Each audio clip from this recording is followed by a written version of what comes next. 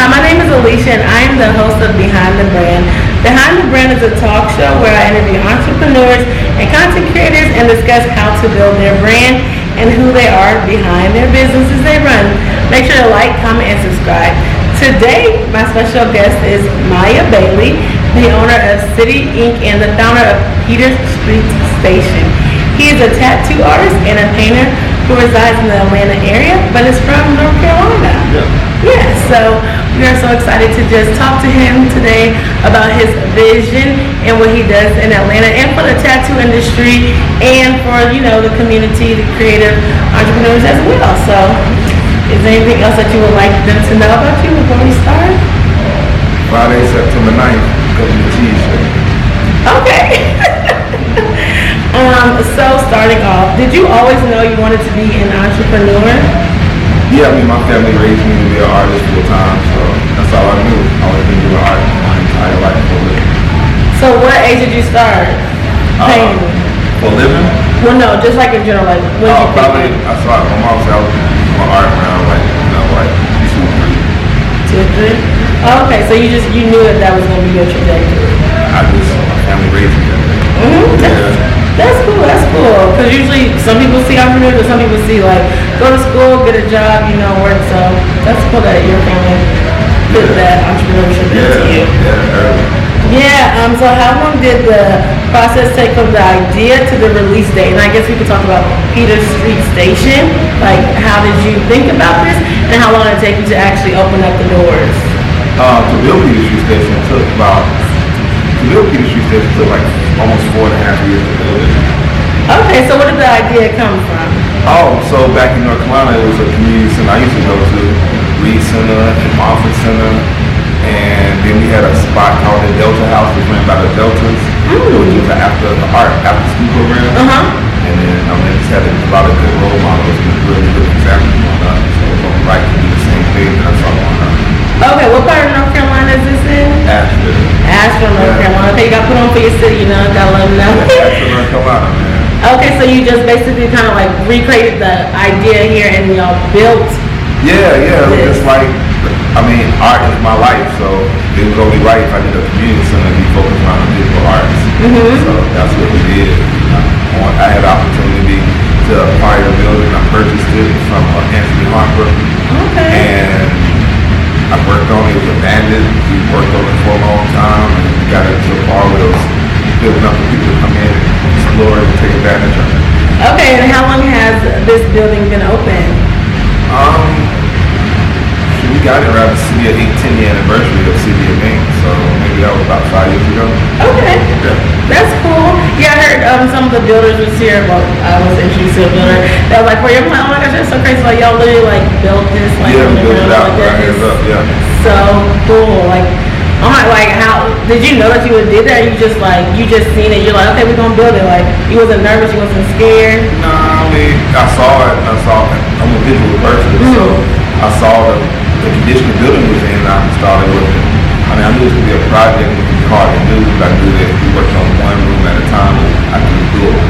Yeah. So now it looks amazing. So it's good. Yeah. You're welcome. So knowing that took 4.5 years to build your idea, and it's up, still going 5 years strong. What does success mean to you when it comes to entrepreneurship? But I guess in your creativity too, because you do tattoo and the visual arts and stuff. Oh yeah. Success to me is being financially free. To be able to afford to do the things that your imagination wants you to do. Travel the world, have the finer things, the luxuries of art. To me, that's success. I think everybody got their own definition of success, but mine is just to have the freedom to do and say yes and no to anything I want to do. I can turn down, I don't have to take every job coming. I can be picky. I can pick and choose what I want to do, or what type of environment I want to be in, or what type of people I want to be business with. That's success to me. Oh yeah, because you have that freedom. Yeah. Yeah, that's cool. Yeah. So you mentioned travel, so I want to know from the visual arts of you, what has been the most aesthetically pleasing visual place that you've been to that you're like, this is nice, creativity and all? I would have to say Tokyo. Oh, okay. Yeah, Tokyo has been my favorite city so far. Okay. I've been to really amazing interior design is nice. The people were nice. The art and the culture is really nice. I like it. Okay, so when you would probably move to Tokyo. I would for a while. I would, for sure. Okay, that's cool. I would have never thought that you would have said that. But that's really interesting. Yeah, So. Tokyo is really nice. I like Tokyo a lot. Yeah, that's cool.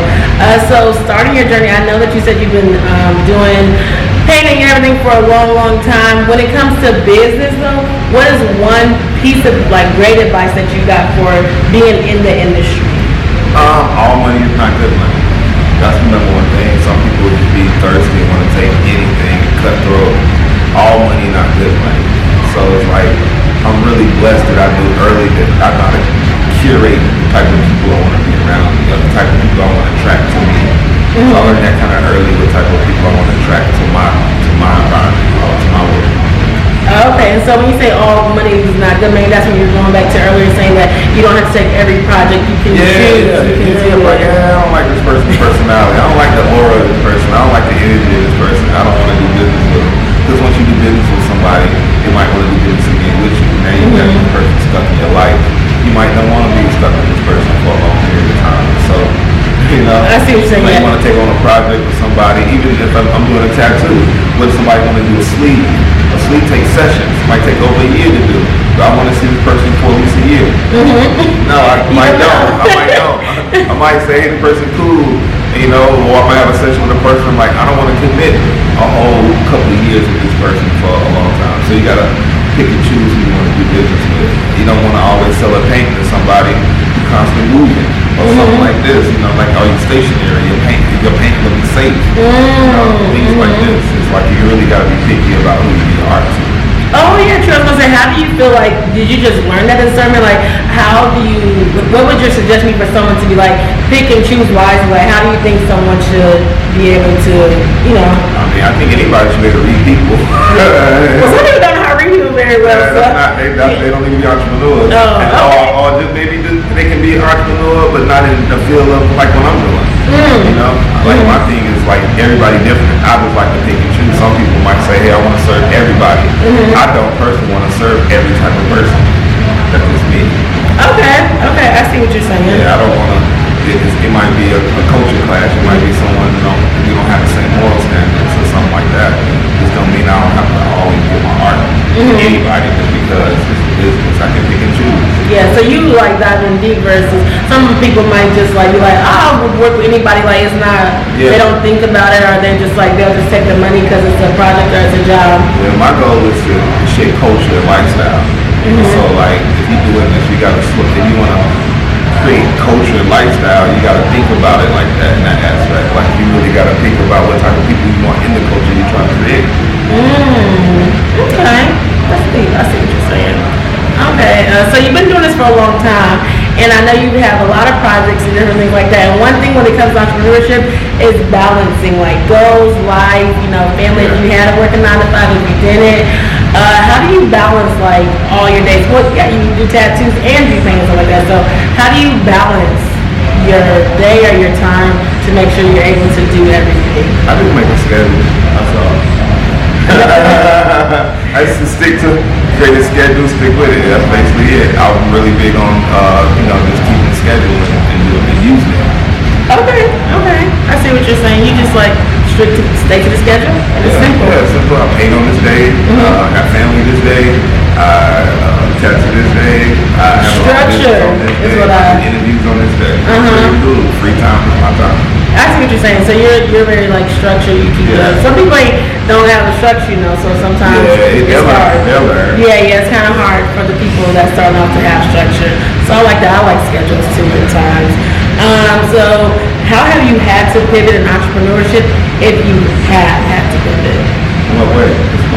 In what way? So, so you do have an art gallery, you do tattoos, the pandemic, for instance, like people wasn't able to leave, they wasn't able to go, but they come into a community and like it's a lot of people. So did you have to pivot kind of how you handled like having events or different things like that? How you have to pivot even when you were like building it, like, oh, I wanted this from this way, but it came a different way, like? Nah, I didn't really have to do much. I mean, we make art for a living. You don't have to be somewhere to pick art up, order it. So we made a lot of money with the pandemic, probably more money than anything, because everybody was stuck at home, redecorating the houses, stuck in the house for a long time. Just imagine you had no time to clean up your house, organize it the way you want to, hang up artwork. That's what people were doing the most of, decorating their homes and doing these things, and that's how we got it. Like, everybody was buying a lot of art just because they wanted their house to look different and be stuck there for a while. You're the first industry that started that. Yeah, like, the art industry blew up. Everybody who was creating artwork during the pandemic was doing. I personally know was doing really well because people just changed their house around. They had time to decorate and focus on their house. People remodel their homes. You know what I'm saying? These things why everybody was stuck at home.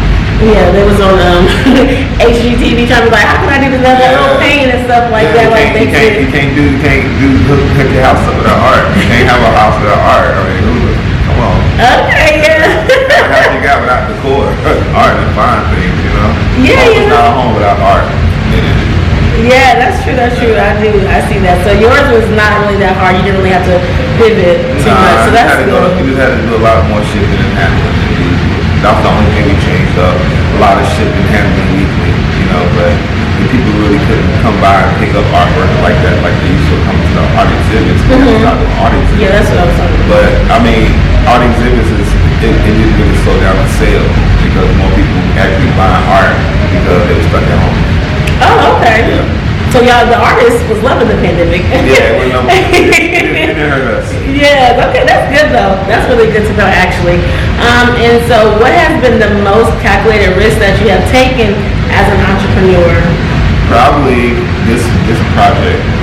Yeah, this project was, but it worked. It paid off really well because it's real estate. And everybody knows what real estate is. You flip an old something to something, it's worth a lot more money. Yeah. Were you nervous? Were you scared when you first started? I was more nervous about how people would, like my friends, you know what I'm saying? When I would get help from my friends, would they say, is this project too big? What they would feel about it? I worked through it. Yeah. So do you feel like your friends were supportive in that? Some of them were, and some wasn't. Some of them helped me and some didn't. Okay. Yeah, they say find supportive friends. Like, you need good support system. Everybody helped in some way, you know what I'm saying? Or I learned something in some way. So everything worked out the way it's supposed to work out. Okay. Look at it like that. Yeah, I see what you're saying. So you do get to make your own schedule. So I know you do painting, you do tattoos. So what is your morning routine like? What time do you wake up? Or do you feel like I just woke up to do an interview. I was painting and then I took a nap. You know what I'm saying? Then I woke up. But I've been painting since last night. So I don't have a schedule for Monday really. If I didn't have I only tattoo usually through Saturday. But I paint every day. So painting is kind of like if I'm inspired. I can't force that. Even though I gotta stay on the schedule when I paint, but most of the time when I'm really inspired, it's like I wake up in the morning and I start getting to it. So you just wake up really whenever you want to wake up. You don't really have like a set. Yeah, I don't have a set schedule. As long as I'm at work by 4 o'clock, I'm gonna work at 4. Yeah. Okay, like 10. Okay. My actual day starts at 4 and I work all the way out to 9. Okay, yeah, that's how I knew it probably was later because tattoo artists, they work later days and stuff like that. Yeah, I work, but tattoo I only do one person a day. I only do 4 tattoos a week, one person a day, and I don't go over 5 hours. Okay, you got a good schedule. Yeah, I do my tattoos usually 3 to 4 hours long. Do you like longer tattoos or you like shorter tattoos? Like shorter tattoos, but I started $1,000 so people can make it work for me. But I'm cool with the people spending them because my quota it stay the same. So I guess people say, shoot, I can get an hour or I can go all the way to 4 hours. I might as well go to 4 hours as big as I can. But I prefer smaller tattoos. Oh, okay, yeah. Well, you're saying like your starting rate is the same regardless. Yeah, that's my rate. I started with 1,000 no matter what the size. Oh, okay, and so people are like, well, let me go get a bigger size. So I see what you're saying. Yeah. But some people don't. Some people say, hey, I just want a Miya Bailey original and I don't want to sit for that many. I might just want to sit an hour. Yeah. And that's cool too. And I'm honored. I'm thankful for those people. The most. Of course, because you get your time back and your money. Yeah. How many tattoos do you have? I don't know. You don't know? You lost count? Okay, I just thought I would ask. I just work on the body suit and then whatever connects with them. Okay, and so wrapping it up though, just like this is like the last question. What is your why? Like, why do you have a community center? Why do you do art, or even tattoos? Like, what is your why? Well, my why for the community center is because, you know, like, people out here hurting. Like, it's a struggle out here. People are hurting. And it feels like as a man, it's my responsibility to do something for my community in some way. So this is my way of what I can help the community. It's free. Like, if you need a place to get away and create art, or express yourself to someone, you got a free place to come get away, a safe place to get away. So that's why I do the community center. And then for painting, I mean, that's just my release for, you know, like, it's like therapy or release emotions that got suppressed up. You know, like, it's a ball, you can't show you emotions all the time. So you gotta stay calm and mellow all the time. So, but I be having emotions and things I want to feel and let out in a healthy way. So, you know, I'll release them in the paint or drawing. And then tattooing is just, I got apprentices. So I'm training a group of apprentices right now, and I tattoo so I can teach them protocols and how to tattoo and show them the ropes. Do you like that? Like teaching people, like? I wish I could teach full time, like train tattoo artists full time to kind of get away from it. That's the goal, literally. To train artists full time, so you can step back from tattoo. Yeah, and I can train them, and then I can teach them not just to be artists, but how to be entrepreneurs. And then I can rent a property out to them. Okay. You know what I'm saying? They can open up their own business. I can be a landlord and I step out the way. But that's the goal for me, just to train a group of artists, and when they're ready to get on their own and do the nest, then they can, you know, maybe rent a property for me. You know what I'm saying? Do the business that way. Okay, I see what you're saying, yeah. Do you feel like you're going to stay in Atlanta, or do you feel like you want to go other places to start something like this? Or Well, I mean, I've been doing art my whole entire life, so the next stage of my life is kind of close to retirement. Yeah, so it's like, I mean, I'm gonna live all over the place. My goal is to have a home in every city I love. Not just be local, no, have my headquarters in Atlanta, but to spread my wings and be all over the place. That's the goal. But Atlanta's always home, you know. Okay, then. Okay. But I still like to be able to have a home like in San Francisco. Yeah. You know, every city that I like to go to, I really would like to have a home. Okay, that's cool. I see what you're saying. Okay, well, I want to say thank you so much for being a part of. Let the people know where they can follow you and where they can find you and how they can support your community center. Well, you can support the community centers by coming by, like hours of 1 to 10. Come by. We have events almost every night here. Wednesday nights is really nice for the jam session. That's what I heard. Okay, I'm going to come on Wednesday. Yeah, it's really, really good nights to come. All the musicians come and jam out. And support. I mean, I'm on Instagram under Miya Bailey, and you know that's the best way because I'm visual, man. You know what I'm doing, keep up with me. Yeah. Okay, then. So hopefully y'all love this interview. Hopefully y'all, if y'all in the Atlanta area, you know, come check it out. It's Peters Street Station. Peters with an S on it. Yes. Okay. And if you're not in the city, but when you come to the city, you also can come check it out as well. You know, this is really cool. I seem like the whole block. Make them check the whole block out. Okay, come check the whole block out. What's on the block? We got City of Ink over here, which is our flagship shop. That's the first location. That's our original tattoo shop that started the whole block off. Next door to that, we got Closet, which is our fashion boutique and pop-up shop. And we got a private tattoo studio over there. And then above that is Maya's Loft, which is my private loft. If you want to see a nice vinyl collection of albums and everything, I got a personal collection over there, and a nice book collection over there, and like a toy collection over there. Okay. It's a nice tattoo experience with rooftop access. Okay, you got a lot going on down here in this area. And I got my painting studio down the street, Mayan Studio, that's my studio, and then we got Peters Street Station. So we got like 5, locations on one block. Okay, that's a lot. That's a lot going on. Yeah, that's why I'm trying to get retired. Yeah, you're trying to retire because you got a lot going on. Then you're gonna try to find another spot, for your tattoo artists is. Yeah, I mean, I got plenty of room on the block, so plenty of artists. But right now, the next goal is commercial real estate. I got a Bailey commercial real estate company, a property company. You can get somebody want to have an art gallery, want to open up a tattoo shop, want to open up a salon or restaurant. I'm gonna be the type of person that you come to and get your feelings from right now. Oh, okay, that's really cool. That's really cool. So if you're in the Atlanta area, you're looking for some spot, you know? Yeah, like brick and mortar. I'm Mm-hmm. gonna be having a nice little spot to rent out next year. Okay, that's cool for 2023. Yes, ma'am. Okay, so y'all know, check him out, follow him, support him, and support black artists, black creatives, and everything. So make sure you like, comment, and subscribe, and share this with a friend, your family, or even your coworkers. Thank y'all so much for watching. Bye.